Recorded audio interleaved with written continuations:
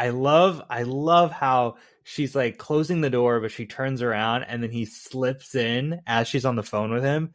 Then she goes back and sets the alarm and like, oh, you're effed in the D right there. You know what I mean? What's her D? What is her D? Don't question it. Don't question it. I finally watched. I finally watched. I finally watched. I finally watched. I finally watched. Hey guys, welcome to another episode of I Finally Watched. I'm Milan. And this is David, and today I finally watched Scream 2. And today we have two very special guests. We have Dino and Jenny Favara with us. Hi, guys. Hey. Hey. So they are very special guests for specifically this movie because we have now a tradition that every October we get together and watch a Scream movie. And because this is our second year doing this, we are only on Scream 2, but that's okay. That's okay. The tradition is going strong. It's going strong. Exactly. And now Jenny doesn't have a podcast, but Dino has a podcast called Hot Takes. Oh yeah, that's right. And I'm sure it's filled with a bunch of hot takes. Can you give us examples of some of your hot takes on your podcast, Dino? Oh, of course. You know, I'm always full of those hot takes, Alon. One of my favorites, I think, is that High School Musical 2 is by far the best High School Musical out of the three. You know, maybe if we were blessed with a fourth, we'd be having a different conversation. But one could only dream. Yeah, that is true. We can only dream of a number 4 coming out. Maybe then like post life. I don't know. But stuff like High School Musical 2 is the best. Pineapple Belongs on Pizza. Super Smash Bros. You know, is probably going to die eventually. And that especially Google Maps is the superior app for navigation. And if you use Waze or Apple Maps, you're just a dingus. Whoa. I'm going to have to stop you there. Those are hot takes. Where can people listen to your podcast? Yeah, they can go. An easy way is you can just go bio.link/Dino, DINO, like dinosaur. It has all the links you need, but if you can also look it up on Spotify, Apple Podcasts, all those things, Hot Takes with Dino Favara. Now you'll have to scroll down maybe a few minutes. That's why you got to do with Dino Favara. That's why it shows up. I gotcha. Yes, Dino, Alon. It's not the such common names as like Jennifer and David. So wow, we're the lame ones. Yeah, Shade. I don't know what it's like to be a normie, but I'm sure it's a great experience. When I go to a theme park, I can find my name on a keychain. So, ooh, burn. Well, we're really glad to have you guys on with us. I think our Scream experience, and we do have a past episode of Scream that we did last year. Mm-hmm. So another tradition is every time we do watch a Scream, it's going to end up on as one of our episodes too. So that's a commitment I just made. Turning your life into content. Yeah. Join the masses, I guess. That's right. Well, anyway, so I think this year when we got together, and now when I say we, I'm excluding David from this. It's mostly me, my wife Taylor, and you two. David lives too far away to do this, but I think you guys, I think we gave you an interesting experience this year. Would you care to share with everyone what happened this year? Oh, well, I mean, please explain. We're big fans of the show, The show. And, well, Jenny and I went over to Alon and Taylor's house, and we were very excited for dinner and to watch Scream 2 and to be scared. Truly scared. And as we were kind of walking around, they were giving us a little bit of a tour. I started poking my head around the back porch in a way. I kind of looked out the window, and to my surprise, I saw a statue. Like it was like a skull. It was like a stand-up statue of Scream. Scream. I was like, oh my gosh, that was a nice jump scare. He was like, Jimmy, look at this statue. Yeah. They put it here for us. And I thought it was so funny and so clever, and I got scared. And then I turned back around and I see a hand start to raise with a knife in their hand, and I go, oh my god! Oh!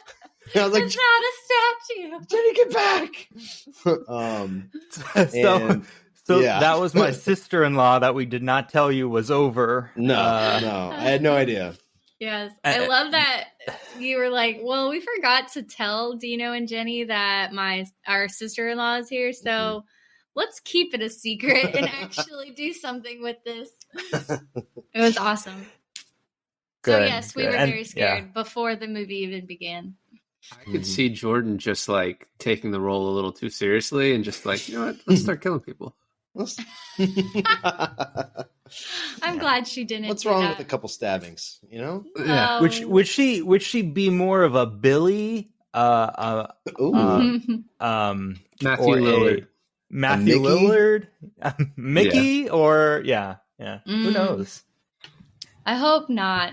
Honestly, definitely not Miss any of them. Definitely not Mrs. Voorhees. I mean Loomis. Their last name is a tribute to the Halloween movies because Dr. Loomis is Michael Myers' psychiatrist.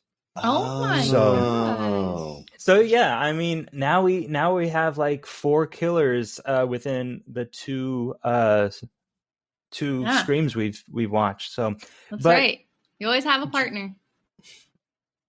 Speaking of that, Jenny, you would be the partner that I would want if I was in one of these movies, because I feel like you called it out as soon as you saw them. Well, okay, so to be fair, I only called out one.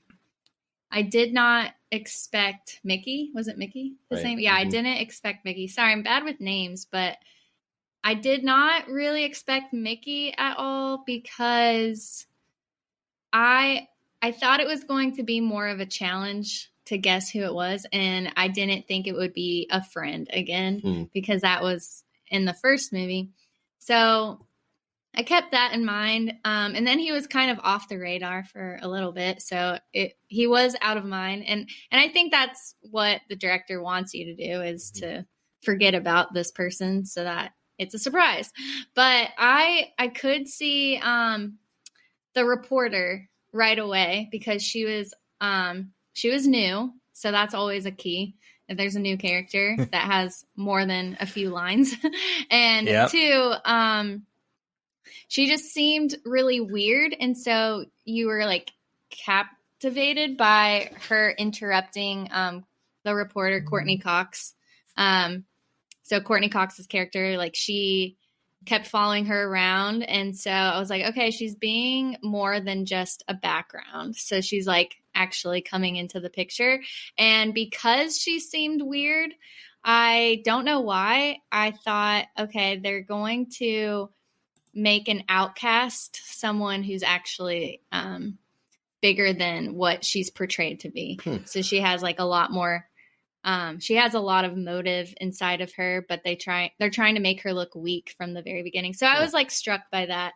And so I kept it to myself. I'm like, okay, she's totally one of the killers. And they want to make it different than just like a college kid this time. Mm-hmm.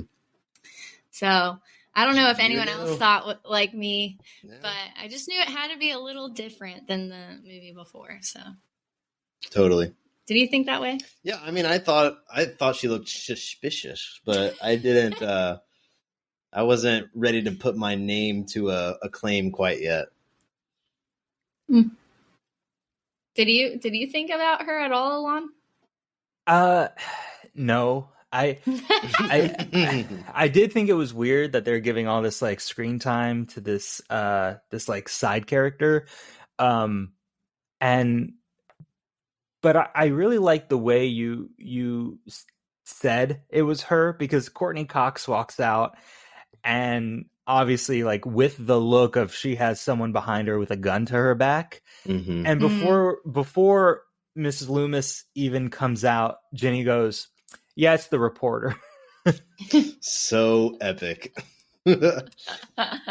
Yeah, and honestly, I also thought it could have been the film guy, the guy that was filming for Courtney, the reporter, because he was so scared and was like, "We gotta bounce. There's a killer. Like, are you crazy?"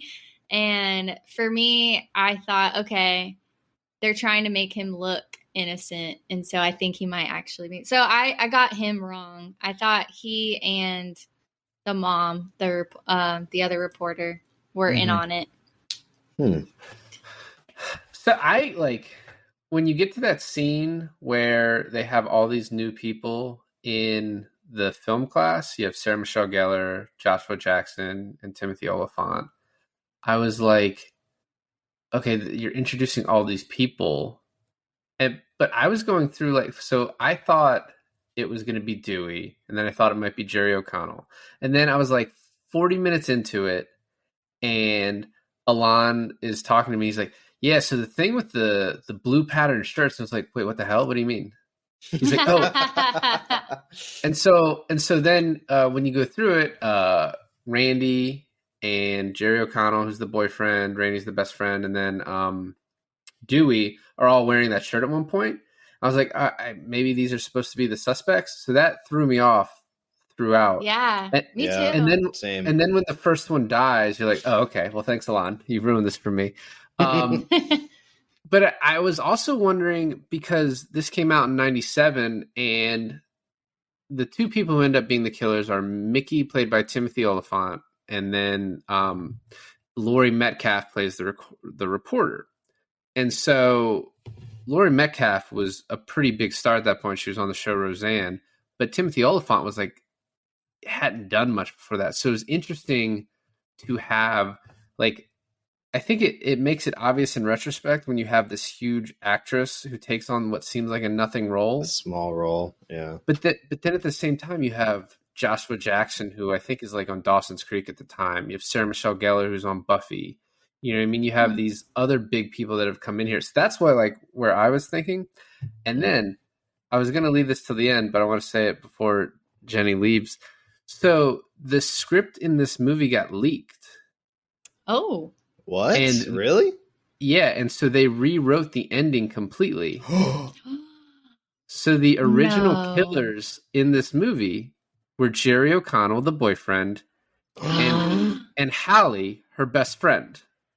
Oh my god! We suspected the best friend from like the beginning. I was like, it's gotta be that girl. They're gonna switch it up and make it a girl this time. And apparently, like, because of the leak in the beginning, they, like, when they rewrote it, they wouldn't give anyone the ending until the end. So I don't even know if I couldn't figure this part out, if Timothy Olyphant even knew he was the killer until the end, which really changes like the way you view it. Because I watched it a second time to see, and I was like looking for clues, and I was like, oh, I think he's acting suspicious here and there, but you know, if he didn't know, then obviously. And they even filmed Jerry O'Connell and Hallie killing Timothy Olyphant at one point, just to keep, like, because they were so worried about, and I'll talk more about it later, but like this was even supposed to, like, the way it ended was even going to kill Nev Campbell. Like, all of this was going to be completely different. And I think well, first of all, it made the studio so much more money that they didn't kill off this franchise in the second movie, because they made 4 more that have done well. Yeah. But yeah, it's just crazy, like, how different this could have been.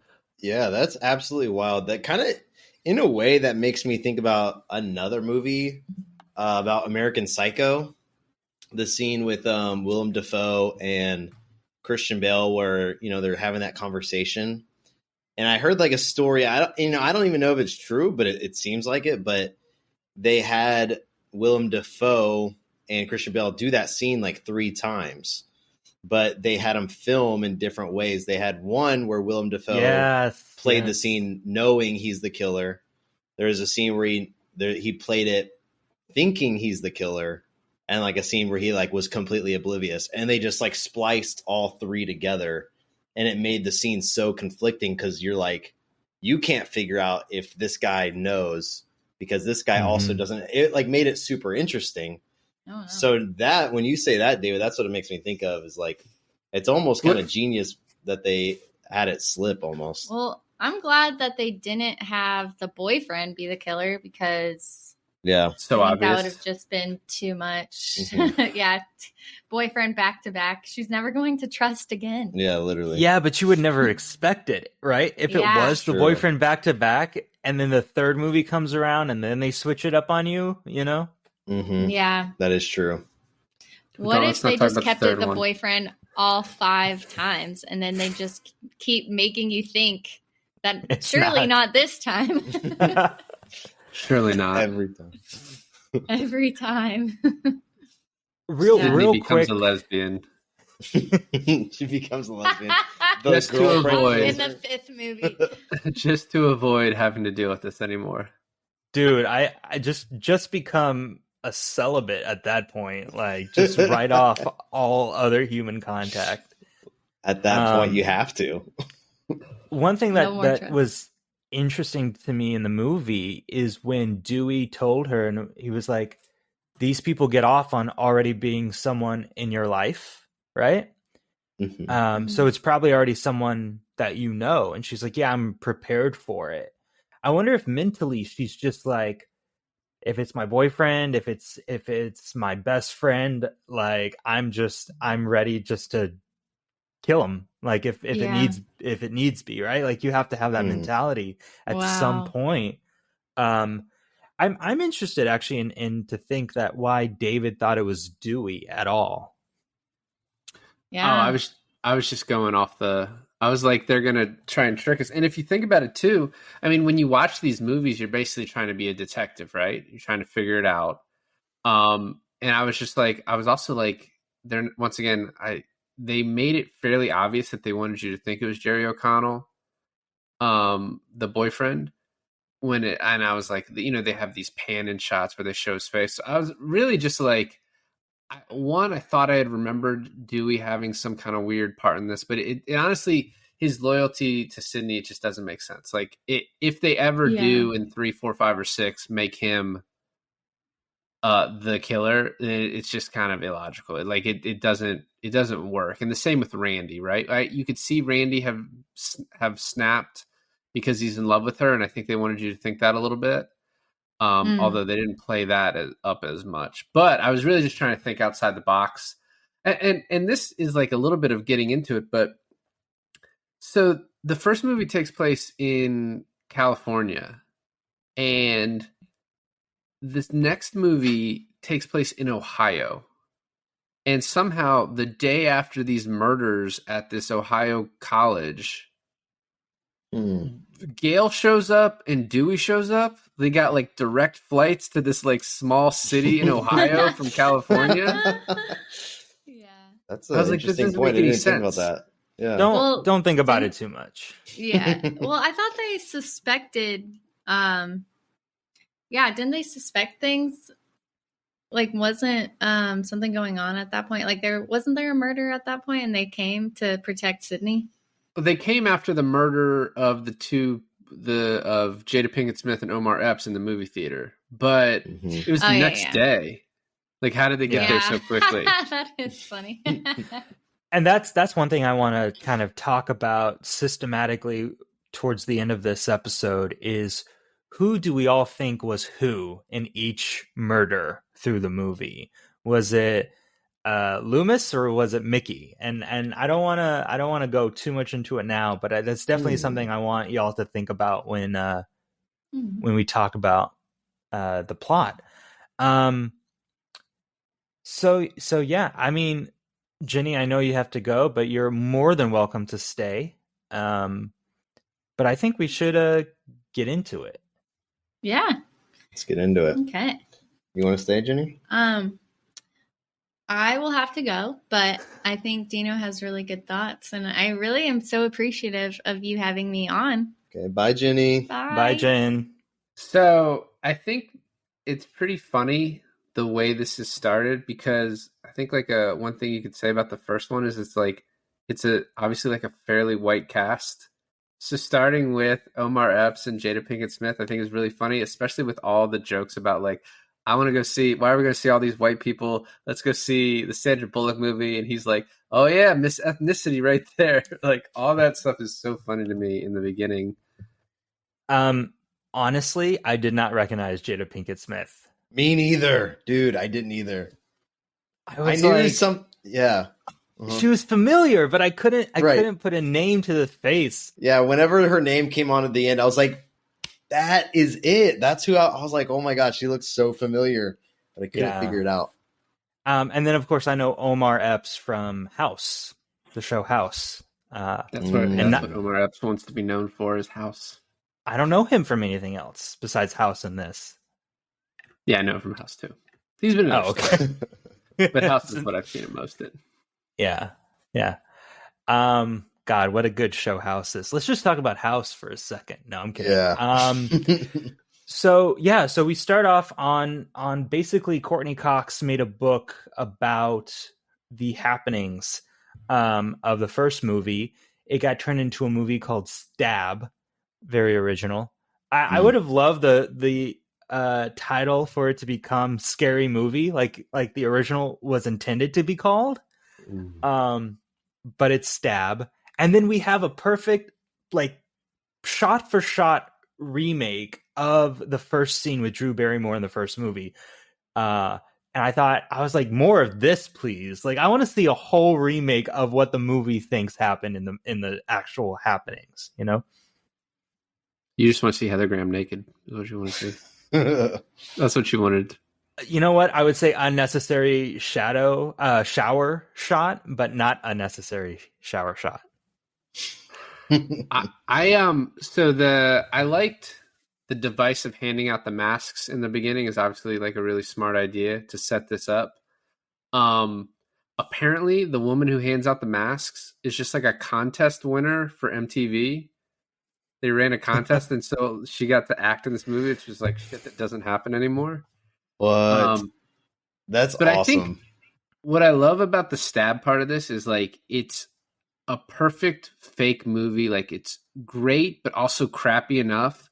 Like it's just, it feels like it's going to border on like a scary movie, like spoof, but it doesn't, which is similar to the way I felt about Scream and Scream 2. So I think it's like, it was just done really well. Yeah, it was very on the nose. Like it felt like it was almost making fun of itself in a way. I thought that was very clever, very well done. I appreciate when a movie can make fun of itself, but like in a good way, right? Like it doesn't make you feel like, oh, so if the movie is saying the first one is dumb, then I guess the first one is dumb, because it doesn't do it that much, but it still like drives the point home. The thing that I want to know is, how did they know that Drew Barrymore's character made popcorn in the exact same manner? Huh? How do they know that? Well, the house almost burned down. I guess. That is true. There's probably some sort of police investigation after she was brutally murdered.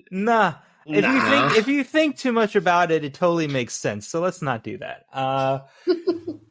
You know, it's not ever explained in this movie. So you have like the one chalkboard moment where they point out like the names match to names from the Woodsboro murders, but it's never explained like how Mickey knows these people, how like who killed which one of them, which I know you wanted to talk about later. But it's like, how did he know that Omar Epps was going to come to the bathroom stall? Was that just like fortuitous? Yeah. Or was he just eventually just going to go kill him in the seat? But he shows up in the stall, but like he's just waiting there. So that kill, like from the start, I mean, who gives a crap? Like this is a slasher. Like who cares? We do, but we give a crap. I think it was because but on my second watch, I cared. I think it was because they wrote it in the script. I think that was probably why. Well, yes. Sound logic there, bulletproof. Case. You know what's interesting too is like, obviously, in the bathroom stall was Mickey, right? It had to be, but What was he saying that made Omar Epps like put his ear to the stall? Something about mothers or something? It's like, yeah, sorry, mommy, or something like that. Because he could have been on like a fake phone with Mrs. Loomis at the time. You know, they could have been working together. I mean, he calls her mommy. Dude, he's messed up in the head. He's a serial killer. So yeah, I wonder who's actually under that mask. It's killing in that scene though, you know, because we know that they don't know who did it towards the end. But like, it could have been Jerry O'Connell doing it. It could have been anyone. You know, they could have just been like, we don't. Who wants to do this kill? It could even be another MTV winner. That's true. True. Yeah, I don't. Besides it just being kind of like, you know, weird, but I guess they also must have stalked these two, right? Because to know exactly who, I wish there had been some explanation of how Mickey knew these two, or if he did, or how they were. You know, in '97, it's a lot harder to stalk people. You don't have like Facebook they went to the same internet. They went to the same college. Yeah, but there's no explanation of how he knows them. Besides, I went to college with a lot of people I don't know.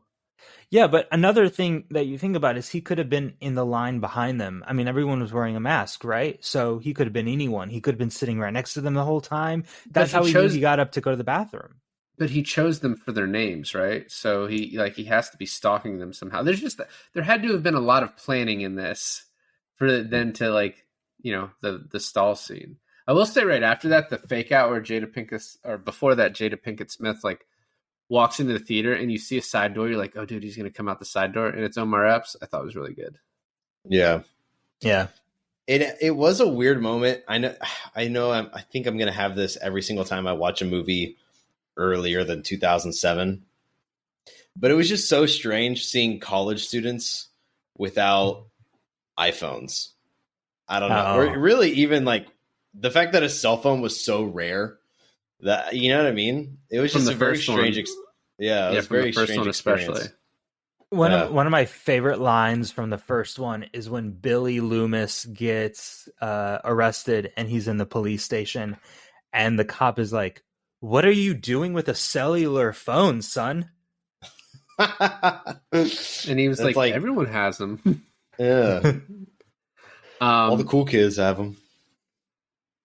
I also think one thing that I thought was cool is as Jada Pinkett's getting stabbed, right? And apparently she just wanted to make it as like violent and gratuitous as possible.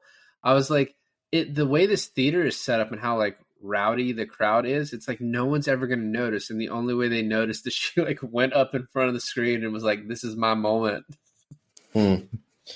Yeah, I did think that was like really well done because it, like, usually I feel like in movies like this, I'd be like, "What? How did someone not see that?" You know what I mean? I think like, "Oh my gosh, bro, it's so obvious." Like I would see someone doing that, but the way they had set the stage for that, with having everyone kind of with those fake knives and like fake stabbing each other, when it became the moment where she's getting brutally murdered, like I 100% believed that would happen, and no one could tell.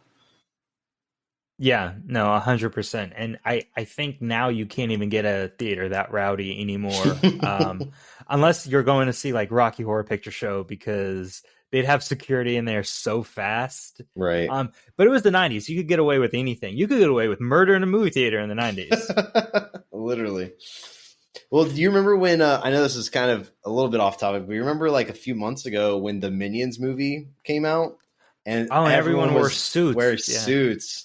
And they were like kicking people out for wearing suits. Yeah, like, not doing anything, just wearing suits. And they're like, "Get out of here." Just the fear of somebody doing something. I love and this is like one of my favorite scenes is the next scene in the classroom, just them talking about movies. And I know because Alana and I love movies, but just talking about sequels. And it was funny because watching it the second time, Randy has this line where he's like, "We know the sequel is never as good as the original," and Mickey gets super defensive, and I was like, "Oh, is he getting defensive because he's the sequel?" But if he didn't know, if Timothy Olyphant doesn't know at that point, then he doesn't know why he's getting defensive. Like all of that is like in my head now of like, what do these actors know? But the thing I really want to talk about is Terminator 2 is clearly better than Terminator. Hmm. I agree. I just actually watched Terminator 2 tonight, and then last night I watched Terminator, and it is like the budget's bigger, the acting is better, the CGI is better. It's like all around a better film. But you need the story of Terminator to understand T2, you know? It's almost like Terminator was just the prequel to Terminator 2. Because Terminator 2 is when Arnold, like his character, like that. He's the good guy. He's the good guy now. So it would make sense, I feel like, that Terminator 2 would be better. I mean, that's where you get Hasta la Vista, baby, and, you know, so. And like, so for the other ones, like Alien versus Aliens, I'm kind of okay with whatever someone's pick is. And then like, I was waiting for the Godfather one. I was like, I know this is going to be the one. And the fact that they all agreed to it, I thought was funny, even though I like Godfather better than 2. I like Godfather too. You like the second one? No, I mean the first. Like, I think they're equal. Like Godfather, Godfather 2. I think they're both great films. Well, yeah, obviously. It's like Jordan LeBron. I mean, you know what I mean? They're both good. I don't understand. I know understand sports references. So I sorry. Yeah. Something about rings. I don't know. And then when Jerry O'Connell comes in, I was like, the casting in this is so crazy. First of all, you have Joshua Jackson, Pacey from Dawson's Creek, in like a nothing role. Yeah. For 2 seconds is so funny to me. Like why he would be in it. I thought the same for Sarah Michelle Gellar too, until she gets killed, and I was like, all right, that is like people are just lining up to get killed in a Scream movie. Like that's kind of how big these are now. Oh yeah. Oh, 100%. I think because like it's Wes Craven, right? And since he did the Nightmare on Elm Street movies, and you know those aren't really made by him, they were like, oh, I need to jump on whatever. Like those are a big hit. I need to jump on whatever Wes is doing now. And in the 90s, it was Scream. I remember just being. I think I was in '99. I was in kindergarten, so I remember like kids around my neighborhood running around during Halloween with Scream costumes. And I just thought the costumes were so scary. So I was like, I am not watching this movie as a 6-year-old. So me dressing up my sister-in-law as Ghostface and scaring the bejesus out of you probably didn't help you with your trauma as a child. Oh, not at all. Gotcha. Yeah. No, it was fine for sure. So when the first Scream came out, I was 9, and then this one I was 10 because they came out so quickly. And so I was obviously too young to see them. What was funny is I was talking with Garrett earlier because we do that Framed every day. And the other day it was Amistad. And I was like, yeah, I saw that when it came out. He's like, you saw that when you were 10? I was like, well, 11. It was on DVD. But yeah, he's like, that's way too early to see Amistad because there's like a really horrible, depressing scene in the beginning. It's like it deals with slavery. I was like, yeah, that is way too early for me to have watched that movie. But like, I had the same conversation with Taylor because I was explaining to her that I saw Terminator when I was 10, and there's like a whole sex scene in that, and they were like, "You watched this when you were 10?" And I was like, "Yeah, I did." Yeah. I was trying to think. I'm not going to be able to remember what my first rated R movie was, but I think it was Commando. It was probably really young, like really, really way too young to see Commando. My first rated R movie, and I know we went through this on the podcast, was There's Something About Mary when I was 6 years old. Yeah. Oh my gosh, 6? Yeah, I was afraid of zippers. I thought I could zip up my ding-a-ling so fast and so easily. Yeah.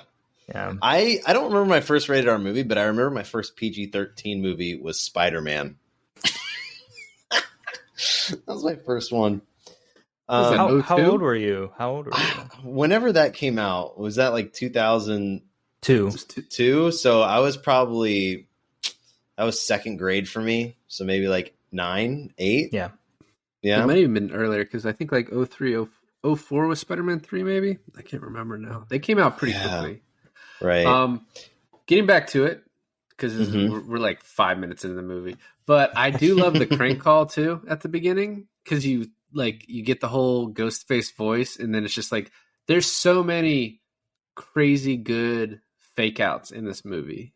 Yeah. Mhm. And that was like one of my favorite parts of this. One thing I wanted to bring up when we did the sequel talk, and this is kind of, I guess, a more global thing. Maybe we can talk about at the end. Which of these do you prefer? One or two? One or two. I personally, having watched Scream 1, I guess I'm trying to think. I think I still enjoyed Scream 1 better. Because for me, it was just such a wild ride from start to finish. Like, I had no idea. But I did enjoy this one because I could feel the mind games of the movie was playing with me. Like, I could tell it was a battle to try and keep it a surprise. And I felt like it did a really good job of keeping it a surprise. You know what I mean? I agree, and I love one just because it's so, like, it's when you first watch it, it's so new and iconic, and it does new stuff in like the horror genre. But I like 2 a lot because it's so meta, and it like it knows what it is, and it exposes itself in like such a meta way, like the scene we're talking about where they're having that film conversation in the classroom. So I enjoy that aspect of it more than the thrills of the first. Yeah, I mean, there are parts that I mean, the Drew Barrymore beginning of the first one's iconic. The ending with Skeet Ulrich and I just said his name earlier. Matthew Lillard. Matthew Lillard. Yeah, like those parts are iconic. There are parts of this movie that I really liked, but then there are parts that annoy me, and specifically the sorority girls, who I also at one point was like, maybe it's them. Yeah. I thought 2 things. I thought either we were going to get a whole sorority house killed in this film, or they are all part of it. I actually thought it was like a large group of people who were the Scream, the Ghostface killers. Yeah, maybe it's like the whole sorority. So in this area where you meet the sorority girls, Dewey shows up, Randy shows up, Jerry O'Connell shows up, Gail shows. It's like all these people at one point, and it's like, all right, pick your killer. Like everyone's here. One of them has to be the killer. And in fact, it was 2 of them, and they were there. It's just like not the ones you're really expecting, because we had met Mickey just a little bit earlier, and then the reporter is just kind of this like know-nothing character. And so only one of us was able to pick that out. This is also one of the reasons I suspected Dewey is because of his messed up arm. And his like excuse later on was like, oh, nerve damage. I was like, that doesn't make any sense. And so it just was this like affectation that he had that threw me off. He got stabbed in the spine in the first movie, David. Are you a doctor? Are you? Is Wes Craven a doctor? Is he? How do they know? Yeah, I enjoyed that too. Because I personally, one thing I thought was really interesting was like I think they were in the library or in the lunchroom where Dewey and Randy were talking again about like sequels, and he was like going over the rules, like, well, this is what makes a better sequel. It's got to be way more, like, it's got to be way more deaths. It's got to be all these other rules, and then they like followed those rules. I thought was pretty clever. But it did make me wonder if it was Randy or if it was Dewey, because you're starting to think like, well, maybe Randy might have a desire to make us a good sequel. I don't know. I just thought that was interesting. Yeah, no, I definitely think Randy is definitely someone you could have. It's not someone I considered, but I was like, it could be. I was very much like, it could be anybody. Which, the way they wrote this thing, I guess it could have been anybody. That's like the way they played it, is they could have, at the end, put in anyone, and it would have made sense. That's true. And, I mean, if you want to get... what's funny about the first one is when Skeet Ulrich and Matthew Lillard were like, oh, we don't need a motive. We're just crazy psycho killers. The best killers are killers with no motives. Just so Billy could give a very long explanation about his motive, right? Exactly. And then same thing with Mickey. is like his motives seem really dumb to me, and it seemed dumb to Loomis too, because she was like, I'm not doing it because of that. I'm doing it for good old fashioned revenge, which I think revenge is a great motivator, It is, For but sure. she's also stupid. Her revenge is stupid, and she's stupid. She's like the trailer trash. I also Loomis love is- Ghost. I also love Ghostface.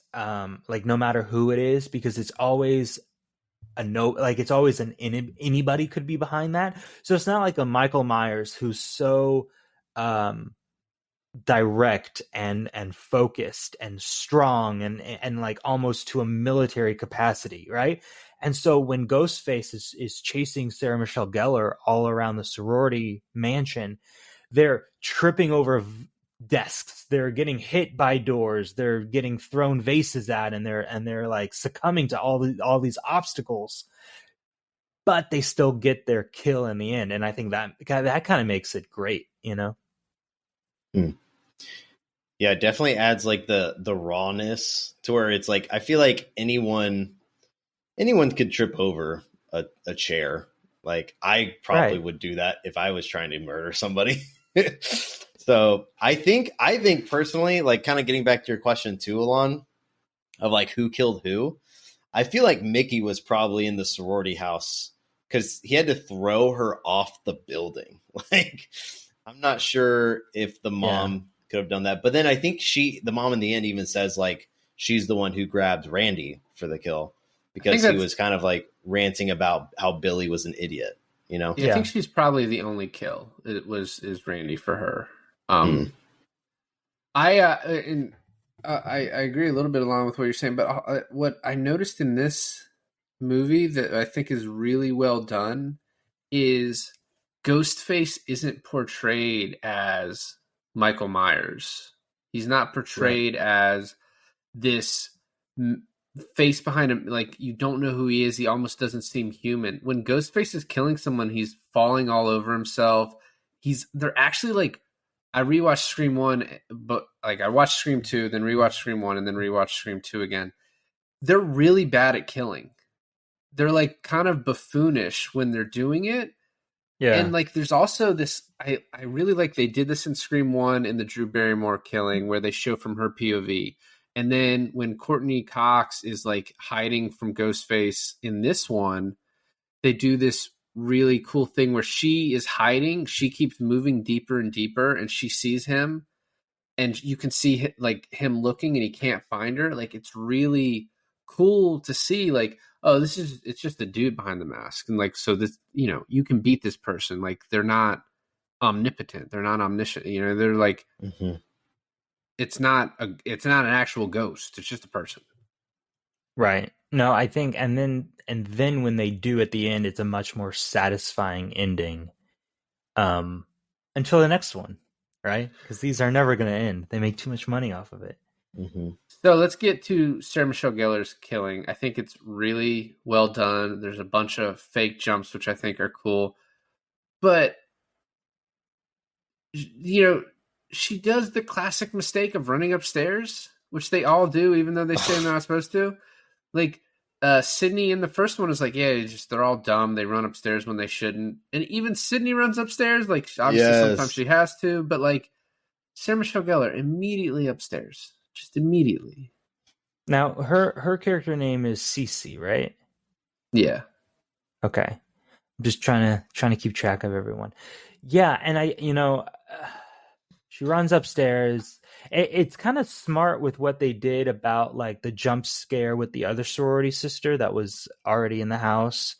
And then as she's like, I love how she's like closing the door, but she turns around and then he slips in as she's on the phone with him. Then she goes back and sets the alarm and like, oh, you're effed in D right there. You know what I mean? What's her D? What is her D? Don't question it. Don't question it. Well, and that's once again kind of showing this is like a practical thing instead of like this guy is like unbeatable, right? Like you just see they show the strings of how this is working. It's like that. There's a parody on YouTube of like how Michael Myers has to like jog every day to keep up with his pace on like following people to kill them, right? So it shows like them running away at full speed, but then it cuts to like Michael Myers having to like cross 3 backyards just to seemingly feel like he's behind them on like a brisk walk. But yeah, it's like she hears a noise upstairs initially, right? And she, like you and her think the killer's already inside, and he already says, "Oh, I'm already inside." But that's just a bluff to get her to open the door and just sneak his way in. So yeah, all these parts are. We even have there's one view too where Sarah Michelle Gellar walks outside, and you see the camera from Ghostface's POV looking at her come outside.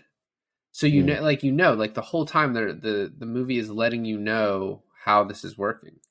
I also thought when he kills her, he stabs her like twice and then throws her. And I was like, if he throws her into like a bush or just on grass, like she could very easily live from this. But a car though? Well, no, it's concrete. Straight on the concrete, yeah. Oh no, because the car alarm went off when she hit the concrete. I was wondering, like, why is the car alarm going off? But yeah, because it was written in the script that way. Yeah, I think they wrote it to be like that, so that's probably why. Good. I'm so dumb sometimes. Right after this too, we go to the other party and Timothy Oliphant's there and Jerry O'Connell's there. I was like, are we supposed to think they didn't do this because they're here? Right? Yeah. They quickly moved over, which the strength that has to, like, as you said, Dino, that has to be Mickey. Like, there's no way that the reporter could throw her over the edge like that, or throw her through it wasn't glass, but it was like a whatever it was to get her on the balcony in the first place. So yeah, like the glass, but then the window. So Mickey had to have ran over there, and then everyone leaves because they hear about the murder, and then Sydney's grabbing her stuff, and Jerry O'Connell's like, "Lily, let's get out of here." And she hears the phone ring, and she just has to answer it. It's so stupid. She's like right there to easily get away. And I also thought too, would Mickey have really killed her right then? Was that part of the plan to kill her? Because it felt like it simultaneously feels like they're planning this very like purposely to kill people in a certain order. But then at the same time, Mickey, who I guess is kind of a wild man, is like, oh, let me just kill her. She's right here. Let me just do it. Even though Jerry O'Connell's outside, the police are across the street. Like, I don't know. It was weird. Like, it almost seems like, once again, it was written in the script that way. It's like a movie contrivance because we need a scare right here. But from a planning perspective of a serial killer, like, aren't you waiting? Isn't she the end, the last kill? Right. Well, speaking of being contrived, it was very reminiscent of in the first movie, right? When Ghostface attacks her and then he runs away and then Billy just so happens to pop through her window. So Jerry O'Connell is right there, right? And so when he circles back around and confronts Ghostface and all he's left is with like a scratch, stab, a non-fatal one, then it starts making you suspect him even more. Yeah, that's the point. And then right after that, Timothy Oliphant's like, why would he go back into the house? So she starts, assuming it was him. But it's all just like, at that point, I was like, it's all a little too much to think it's him, right? Like, but at the same time, watching Scream 1, they point to, oh, it's Billy Loomis, right? For the first like 45 minutes of the movie, like, it's him. And you're like, oh, but it couldn't have been him. It wasn't his cell phone, which is like a great way to do it in that one. But then once you've used that trick, you can't use it again. Yeah. It did feel very like, part of me didn't think it was the boyfriend the entire time, because it seemed like they were making it so obvious. Like, it was almost, there was a moment, I mean, at the very end where I wouldn't be surprised if he like started laughing when he was like hanging up there, and it's like, oh, finally, you know what I mean? And there was a little bit of hesitancy with me in that moment, but really it almost felt like too obvious. Even with like the knife cut, it didn't make me think, oh, it's him. It made me more just be like, oh, this looks like they're really trying to make me think it's him. I really suspected her friend. What's her name? Gail? No, not Gail. Yeah, or the roommate. Yeah, Hallie. Hallie. Yeah, I suspected Hallie more than I suspected Jerry O'Connell. I suspected Randy more than I expected Jerry O'Connell. And the fact that I thought it wasn't Randy is because I thought it was kind of funny, the scene where him and Dewey were talking in the cafeteria about like all the suspects. He's like, well, if you suspect me, then you have to, or if you suspect you, then you also have to suspect me. And then they're both like, nah. It's not us. Well, yeah, because he's like, oh, what about Mickey? He's like, well, let's move off of Mickey, because if I suspect Mickey, I suspect me. That what's really funny, and I told you, Alon, that in watching Scream 1 again, I noticed something really cool in this one is, so as Randy and Dewey are walking in, they're playing a different part of Stab in an interview with Tori Spelling. And in the first one, after a few of the killings, Randy's like, oh, I wonder who they'll probably get someone cool to play you in the movie. And she's like, with my luck, it'll be Tori Spelling. And I just love that they then got Tori Spelling to do it. Like that. And the fact that she was cool enough to, like, they joked about her and then for her to do it is also awesome. Yeah. Oh my God. I died when it was Luke Wilson. Yes. Playing. Oh, no, it was Luke. I wrote. No, it was Luke. You're right. No. So I wrote down Owen. Stop tripping me up. No, it's Luke. It was Luke. When it was Luke Wilson playing Billy, I died. I was like, oh my God. I thought, how great would it be if they got like someone like Johnny Depp to play, but he would have been like too old at that point, maybe. What do you mean? It was like 20 years ago. I guess, but like, was Skeet Ulrich and Johnny Depp the same age? I guess they are, aren't they? Pretty close. I don't know how old Skeet Ulrich is anymore. I thought they looked alike. When we get to the play practice, like her director tries to get her not to quit because he's like, thank God I don't have anyone else that can do this. And then she sees Ghostface, and then she sees this, and then she freaks out. So everyone starts taking off their masks, and the two sorority girls are out there. Which, first of all, I was like, why are they in the play? But I was like, is she imagining Ghostface, or did this happen? I think you're supposed to just keep it up to your interpretation. Well, because if she's imagining it, then the sorority girls still could be Ghostface. But if it really happened, then they can't really be Ghostface, because Ghostface was one of the different ones. You know what I mean? Well, how fucked is it, right? Like, think about it. You're in a play where the main character has to be tormented by men in masks, when your whole trauma is being tormented by a man in a mask. Like, they're all fake stabbing her. They all have implements, and they're all fake stabbing her. And when the director's like, "You were born to play this role, Sidney," I was like, "Shut up, dude! Shut up! That's not fair." They also had him say like a really, I don't know. I felt like his lines felt very impactful for no reason. Like, you would think it seemed like those would be the lines from like some wise old sage. Like, whatever character was supposed to play the wise old sage role. But then it just turns out he's just insensitive to her trauma. Like, I don't know. Is that someone, David, the director of the play? He's an actor, but I don't know exactly who he is. I recognized him and I looked him up at the time, but I wasn't like, oh, I've seen him in that. But yeah, I recognize him. It should have been the same guy who played the janitor from Scream 1. The janitor from Scream 1, yeah. Yeah, that's who it could have been. So we next get the scene in the quad. I love the joke where they're like, oh, Courtney Cox's nude photos came out. And she's like, well, it's just my face and Jennifer Aniston's body, which I thought was a really funny thing. That was very clever. So after,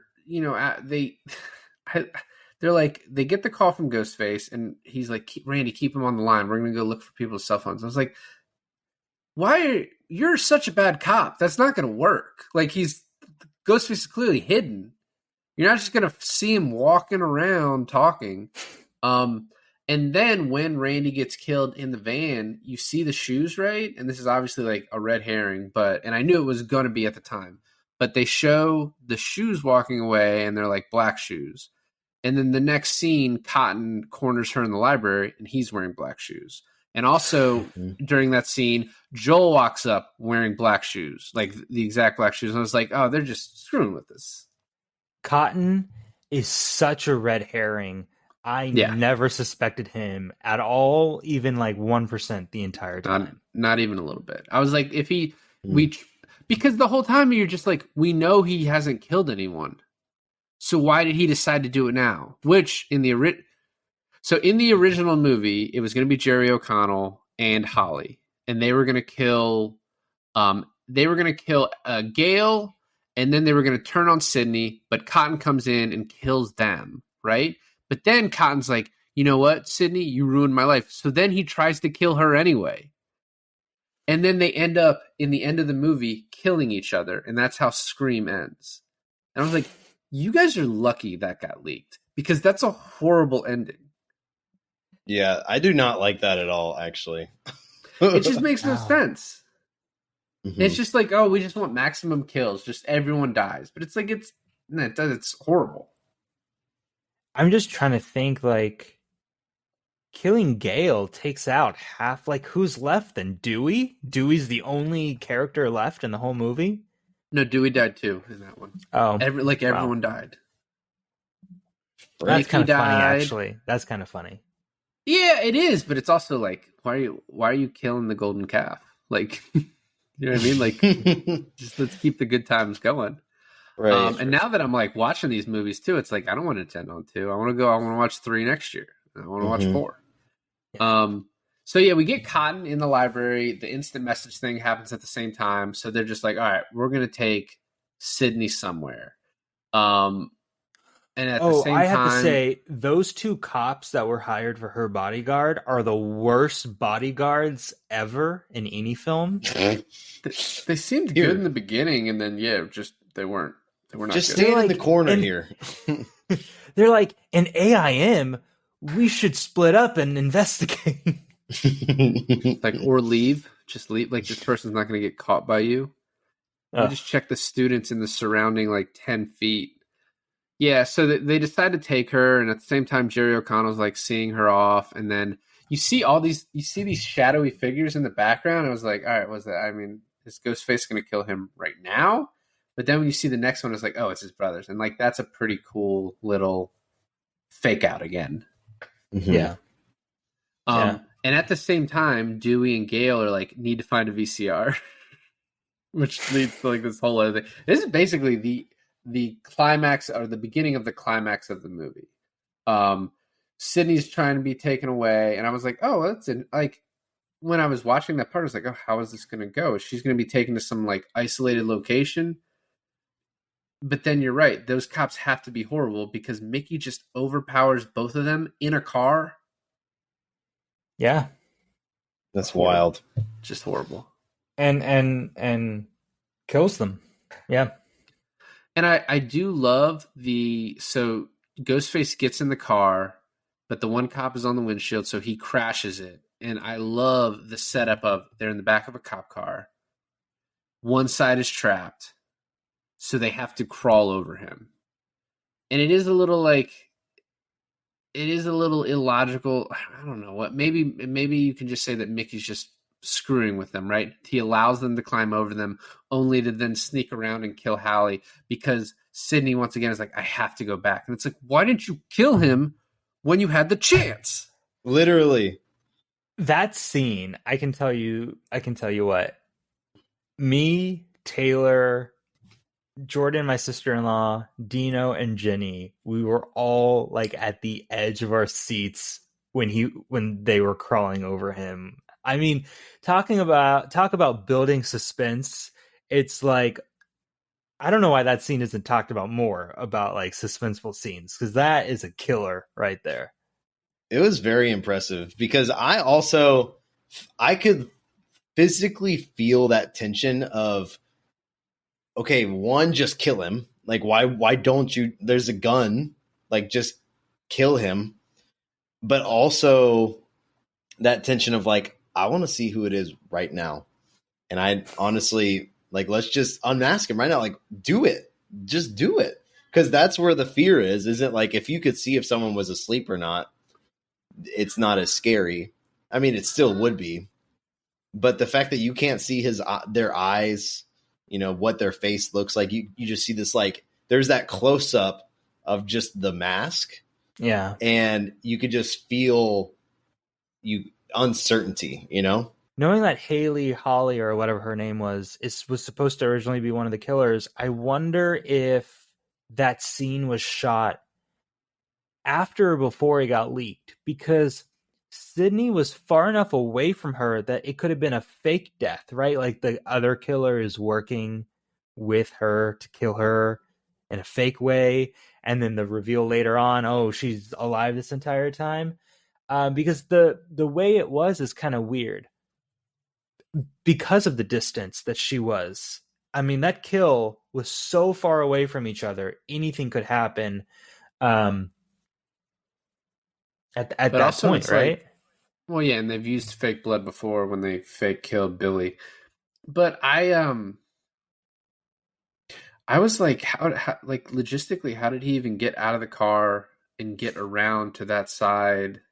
Like, did he run around a building? Did he it was like it was a construction site. It was a construction site. It was like the sidewalk. You know how they do in cities sometimes where they close off the sidewalk? I understand, but it didn't seem like he could like get there. But I mean, he could get there. Obviously, well, he obviously fucking did, Alon. But I'm saying he could get there, David. He could get there because it was in the script that way. They wrote it in there.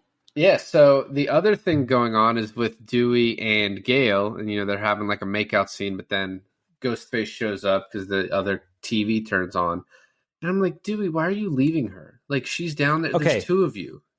So that has to be the two different ones, right? The ones in the car, the Ghostface in the car has to be either Loomis or Mickey, and the one that's tormenting Dewey and Gale is the other one, right? Yeah, because it's going on at the same time. Yeah, probably. Exactly. I mean, it probably has to be. So, and you know what? And it makes sense that Mickey is the car and Loomis is messing with Dewey and Gale. Just from a strength perspective, because she didn't kill Dewey and he stabbed through a car door and killed two cops. Yeah. That's true. That's true. That is honestly a testament to either the strength of Mickey or just how terrible of detectives those guys are. Have you Dino's never seen Justified? That's I was fair. gonna say, never seen Justified. Have you seen Timothy Olyphant? He can do anything he wants. Okay, that's fair. That's fair. He is a national treasure. He can look good with that hairstyle he had in Scream 2. Okay, so don't question him. Dang. Yeah, So- I did think that like scene though where you know he's messing with Dewey and Gale in. I thought that was really well done because it was very. I don't know. One, the amount of hiding places and especially the idea of like having that soundproof room. I felt like that was just. I've never seen that where someone's like murdered in a soundproof room and the person like can't see it, you know, and they're just like. I thought that was really cool. Attempted murdered. I love the point of view of Gale seeing Ghostface chasing after her and just hiding more and more. Mm-hmm. I thought that part was so cool. My favorite part in that scene was her trapped in the room and then through the shelving unit over the door and then trying to get their arm through the door, couldn't, and it's just like pacing in front of the tempered glass. I thought that was great. Well, and that's definitely the arms through the door is like a callback to when Billy tried to kill her in the first movie. That's a Hereditary thing, right? So that had to be the frick. Loomises. Yeah. I thought you were talking about the movie for a second. I was like, what? No. I didn't even think about that. That's really interesting. We get to the reveal, and I'm like, Mickey is such a psychopath. Obviously, he's killing people, but then for no reason, just for like 30 seconds, tricks Sydney into thinking that Jerry O'Connell's in on it for no reason whatsoever, just to be an asshole in the very end. Mm-hmm. Are we there yet? Because we haven't talked about Jerry O'Connell singing his heart out to her in the cafeteria or in the library. That was like an hour ago in the movie. We skipped over it because it doesn't matter. We shouldn't Dang. have skipped over it. Jerry O'Connell sang to her, gave away his Greek letters, and because he gave away his Greek letters, he got tied up in the theater, which then leads to his untimely death. Yeah, but because he gave away his Greek letters, was a perfect little slashing weapon she could use. It's true. Yeah, so that's what I wanted to talk about is, so Mickey kills Jerry O'Connell, shoots him in the chest, pretty graphic, and he's like having this conversation with her about how he's going to blame movies and da-da-da and Billy, and then she says, "You forget one thing, I killed Billy Loomis," and slaps him in the thing. And then they run around for 2 seconds, and then he just gets the gun back. I was like, what was the point of that? This badass moment where she's like, I fucking killed Billy Loomis. And it's like, we're right back to square one. Right. I was kind of expecting a little bit more, not to say that it wasn't. I did think there was an adequate amount of like fear in Sydney, but it's also like, whenever that happened, it felt very much like in the end of Scream 1, when she was like, not in my movie, you know? Right. I felt that like confidence from her. And so I did wish I had seen a little bit more of that in this. And maybe in Scream 3 or 4, whatever, she's just like cold-hearted, just destroyer. I don't know. But I wish I had seen a little bit more. Yeah. She's definitely getting there. And I think, you know what's interesting, and watching movies like Terminator and Terminator 2 is Linda Hamilton having a character arc, not exactly like a little bit at the end of T1, but definitely coming to in full circle at the end of Terminator 2.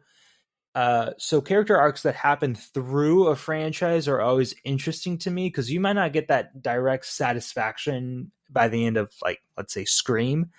But by the time like Scream 3 rolls around, that character, Sydney's character, is not the same character when you first meet her in the beginning of the first Scream, right? Mm-hmm. So I think that's another reason to keep the franchise going. It's just this sweet little girl becomes more and more of a badass through time, right? So our PG-13 Sydney is full NC-17 now. So we get a nice little battle between her and Mrs. Loomis. I love her using like the stage props to like fall on her, and then the rocks and all that. I thought it was a little interesting, like the way that like, just an errant shot once again shoots Gail and kind of knocks her out for a second. But you like, it's always funny. The movie is so obvious when someone gets shot or stabbed and you know they're still alive. Like, you know, Mickey's coming back. Mrs. Loomis can't shoot for shit, because she shoots him in the shoulder twice. And then Gail gets shot in the side, so you know they're both there, right? But I do love the device of Sydney being like, I thought Mickey was supposed to be dead, and that just gives her just enough time to escape. And then she uses the rocks to fall on her, but I was like, those don't weigh anything. Like, and then Cotton shows up. And it was very clearly styrofoam too. Like, you could just see the pink from the styrofoam. You're like, okay. Absolutely. Yeah. And I love that he's like, Diane Sora's looking pretty good now. And she says, consider it done. And like, Mrs. Loomis doesn't know what that means. She doesn't know that she just lost, and then he just shoots her. I hate Cotton it's interesting to make a character like him in a movie like this, because he's not the killer, but he's such an a-hole, right? Like, even when he's on our main protagonist's side, he's not a good guy. He wasn't the killer. He was never the killer in the first one, but he's a rotten dude, you know? I think that makes him like a really interesting character, though, you know, because he's doing the good thing for not the right reason. I always find that intriguing. But also, I'm glad you like it, Dina. No, but I it's interesting too, because he's an innocent man. He's had what? He was in jail for at least how long 1 could year. he have? No. She died a year ago. They tried to kill Sydney on the year anniversary. Trials take time. So you're saying So- he couldn't have even no, but the retrial had to take time too. So yeah, it's about a year. No. I mean, he would have gotten out pretty quickly. I mean, like it. I don't know. They didn't say how long he was in, but I'm saying he was in. They at did. ma- They said a year. That doesn't make sense. It just doesn't make Whether sense that he would be in. okay, I agree I with think- you that it doesn't make sense, but the movie says a year, so They probably wrote it that way in the script, I think. You go to hell. So he was in jail for a max 6 to 9 months. But anyway, he's gone through this thing, right, where he was sent to jail for the rest of his life for something he didn't do. So like his actions afterwards, he's such an interesting character. I agree with Dino because like he's had this horrible thing happen to him, and now he's like. But he's also like now he's a bad guy because he's like, I want to profit off of this thing. Like I need to, I almost lost my life, but it's like I deserve something out of this. And I think that's like a reaction a lot of people would have. But as like moviegoers who are like, who's the good guy who I'm rooting for? You're like, it's hard to root for you, especially when the movie is also like, hey, this guy, he might be he might be the bad guy, which is not believable. But well, I don't hate him as a character. I just think he's an interestingly written character for something like this that you're not supposed to be a fan of, and I'm not a fan of it, but a fan of him.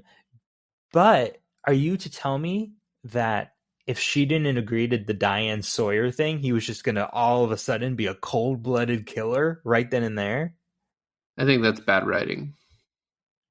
Mm.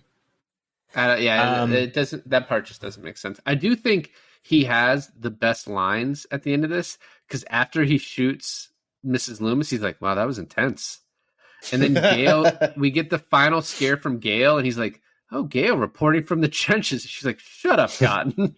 Not the final scare, because like in Scream fashion, Mickey has to rise from the dead all of a sudden, and they blast him so much. I love it. And then she just shoots Mrs. Loomis in the head, execution style, and is like, just in case. I think that's what Dino was talking about, like the cold-bloodedness of Sydney, like coming to a peak right when she shoots Loomis in the head. Yeah. One thought I had at the end of this, and it's like, so Sydney is like, tells them that Cotton's the hero, basically giving Cotton everything he wanted, right? So he's now going to get to go on his little tour, which, as a guy wrongfully convicted, he's going to get Diane Sawyer type interviews anyway. So like the movie saying he wasn't getting that, I thought was weird. But the thought I had after this is like, Sid has to get like a whole new friend group again. Like they're all gone. I'd give up at this point. I'd give up on, Well, we'll find out in 1 year. We'll find out 1 year from now if she gave up. That is true. It's funny because Dino and I were talking about getting together like next week and watching Scream 3 and just being like, well, we'll still do it. Like we'll still do the episode. Still next watch year. it. Yeah. Yeah, but we need to know what happens. But I think I don't know. There's some sort of there's some sort of satisfaction waiting a year for something like this, you know? Why don't we just next year we'll just do 3, 4, 5, 6 September. All of them. Our whole October month will be just be Scream. Yeah. Screams. Well, and then Halloween 4. Of course. Of course. So I didn't look up a ton of these, but do you know who was supposed to play or who was offered the role of Mickey? Who? Tobey Maguire. What? Which I think would have made it like, which I think would have made it like so obvious, and so like you can't, like you couldn't have had Tobey Maguire be the killer, and Tobey Maguire probably doesn't take it unless he can be the killer, but like yeah, it just doesn't work. You know, that's weird though, because this is before Spider-Man, and I think he didn't really get his. I mean, people knew who Tobey was, but he wasn't real mainstream until Spider-Man. I wonder if Right. people would have thought the same thing about Timothy like in the same way about Timothy Oliphant as Tobey Maguire. Maybe not the killer. The thing that gives away Timothy Oliphant for sure is he goes MIA for like an hour in the middle of the movie, and you're like, Yeah. where does he go? To kill, you know? Yeah, I feel at like this that point, was for me. Yeah, the one. I think Sorry. Tobey Maguire had done quite a bit though at this point, or at least a lot more than. But you're right though. He does the Pleasantville, Cider House Rules, Ride with the Devil, Wonder Boys, all comes after this, leading into Spider-Man. So yeah, I guess he was enough of a no name, but he was in Deconstructing Harry, which is the Woody Allen movie. He was in The Ice Storm, so he was bigger than Oliphant, but yeah, maybe enough to go under the radar. Especially when they needed to give Joshua Jackson another scene so we could just maybe think it was him. You know? What when you say it could have been Tobey Maguire, it reminds me in that scene in Spider-Man 3 where he's like infested with the symbiote, and he's like gonna cry. Like, Tobey Maguire can pull off like emo psycho, right? Yeah. Yeah, he definitely. I feel like I could have definitely seen Toby being like kind of like a twisted person. I feel like he can play that character pretty well. Like with his hair like down in his eyes. Mhm. Like, yeah. I think don't it know would have been hard though to believe that he could stab someone and then lift them and throw them off a building.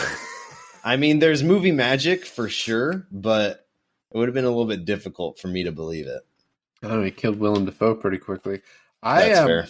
I don't think that I don't think anyone could have matched how over the top Timothy Oliphant went in the last scene, though. That's true. How just crazy psycho he went as an actor in that. It's weird to see him play that kind of role, especially if you know him from Justified. And actually, if you know him from Hitman, like he was Hitman, right? Yeah, he's more reserved roles. More reserved roles. The only thing that comes to mind is kind of similar is he was the villain in like the 5th Die Hard. What was it? Live Free, Die Hard with Justin Long. Live Free or Bruce Die Willis. Hard. Yeah. Yeah, but he was also reserved, laid back. He was also pretty reserved. He was a computer villain, right? He was shutting down the networks. As were all villains in 2007. I think they had to it go was. somewhere deep in Pennsylvania to save the internet, is what they had to do and Live Free or Die Hard. So Exactly. Well, Sad. Dino, overall, what did you think of Scream 2? I mean, so I've always kind of grown up being someone who I never took myself as someone who enjoyed scary movies or especially like horror movies. I always found that I was like, oh, I don't like those types of movies. And I would, every Halloween, like, I guess it all can be described by the one time I went over to we had like this Halloween party and this was 2008. So everyone watched The Human Centipede and I did not. I just sat with my back facing the TV and I just didn't watch it because I didn't want to. That's not even scary. That's just disgusting. Yeah. And that's, I think, a lot of why I didn't want to watch it. But I feel like Scream, especially I watched it when it came out recently, but Scream and Scream 2, I felt like I walked away from both of those realizing I actually really like scary movies. I just don't like, it sounds silly, but evil movies. I can't stand just pure, Hereditary. I watched Hereditary. I did not like that one. But I felt man. Scream and Scream 2, it's that perfect border for me of dude, this, if something makes me stand up because I'm so freaked out, I love that feeling. It's so fun. And I felt like Scream 2 Dino did a could good not job of doing sit that. in his seat when we were watching Scream 2. He kept getting up and Jenny, his wife, was like, who's going to protect me? And Right. Dino's basically like, you're on your own, man. I was like, I gotta pace because this is wild. If you were to make a hot take out of either Scream or Scream 2 or horror movies in general, what would your hot take be? I would actually say maybe a hot take would be scary movies are good for your mental health. Like, I feel like you could say that, one, watching someone else be in a situation that's terrible reminds you of how great your situation is. You're like, oh, at least all my friends aren't getting murdered. But it also, I also think scary movies have probably saved more lives than we give them credit for, because it's, even though some people might say, like, right, yeah, don't run up the stairs, but also it helps people. It's why I think true crime is so popular right now. It reminds people, like, hey, don't just trust people. I know it sounds mean to say, but like, you should definitely have a level of, I don't know if the word's respect or fear, but you definitely need to be smart when you're interacting with people you don't know. And even especially what Scream says is, like, even with people you do know. Yeah. So that's what I would say. Yeah, you don't know who's trying to get close to you just because of a revenge plot of a mother that you killed her son 10 years ago for, you know? Yeah, you never know. I agree. I'm very excited for Scream 3. I feel like Scream 1 and Scream 2 were both, it would have been easy for Scream 2 to not perform as well to me, or not to be as good or not enjoyable, but I felt like it was a great movie and I enjoyed it. Yeah, I wonder when these are going to start going downhill. Like, I wonder when we're going to walk out and be like, oh, that was actually kind of disappointing, you know? Mm-hmm. Is it going to be 3? Is it going to be 4? Is it going to be 5? Who knows? I don't know. David, any last thoughts? Thanks for listening to it. No, I loved both of these. When I was asking the question about which you preferred, it's because I think Scream 2 is actually fairly close to the original in like how much I enjoyed it. I probably might even enjoyed it a little more. But Scream 1 is just sort of iconic. So I was really happy with this one. And yeah, I'm excited to see the rest now. Well, Dino, thank you for joining us on our Scream 2 episode. And please thank Jenny for us. Sorry that she couldn't be here for the whole thing, but I understand we take up quite a bit of time. Of course. But yeah, no, it was fun. And I think we'll keep the tradition alive and going for many years to come, or at least many Screams to come. Many Screams to come. Yes. Thank you guys so much for having me. This was so much fun. Well, thanks for listening to another episode of I Finally Watched. This is David. And this is Alon. And this is Dino. And I finally watched Scream 2. Scream 2. I finally watched. I